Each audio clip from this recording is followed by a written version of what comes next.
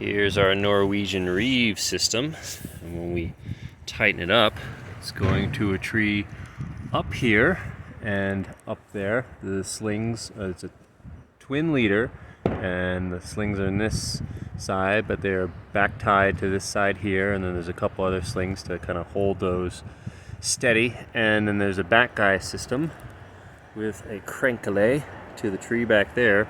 So we're not pulling directly in line, but we're back guying it sort of in line, because a high line, when tensioned, will put a tremendous amount of force between the two main rigging points, or the two main anchor points, or fair lead points, when there's weight in the middle of it.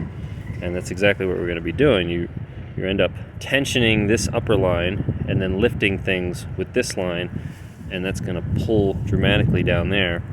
So in order to mitigate this tremendous side pull, and even though on both sides we've got the line going up and down, so it's not just a straight side pull, it's there's a pull this way and a pull this way, so it's a little like this, but then we're back guying at angles this way to sort of bring that whole thing into compression. Now it's not in perfect compression because of where our back guy trees are. There's another one over here back to there, so that's a little in the side.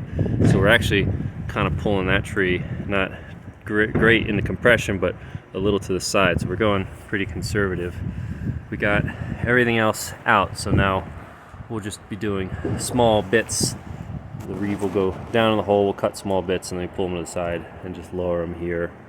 1 to 2 footers. We got the weights calculated. But it's very important before you start getting involved in anything that's more complex, is understanding where your forces are and what kind of forces you may or may not be generating. I started making videos back in the day as just sort of a creative outlet. There wasn't too much ARB stuff on the YouTube, and I wanted to contribute, share my experiences and the interesting New York City backdrop of the work that I was doing. And in the past I've shared stuff that I've done, stuff that I've figured out, things that I thought would be useful to other people. But there's a big difference between sharing what you did, or explaining how you did it, or even saying, hey, this is how you do this thing that I did, and positioning yourself as sort of an authority. Once you start kind of positioning yourself as sort of a trainer, or that your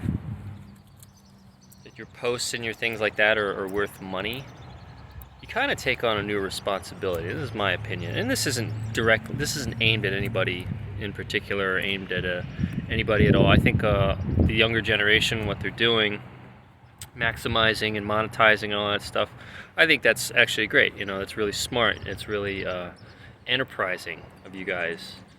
But you got to remember that if you're going to tackle, let's say, complex topics, you got to know what you're talking about.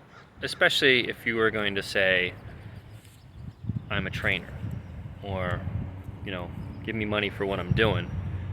You better know that topic in and out. And most people aren't going to catch the slip-ups, and they're not going to catch when you don't explain something very well.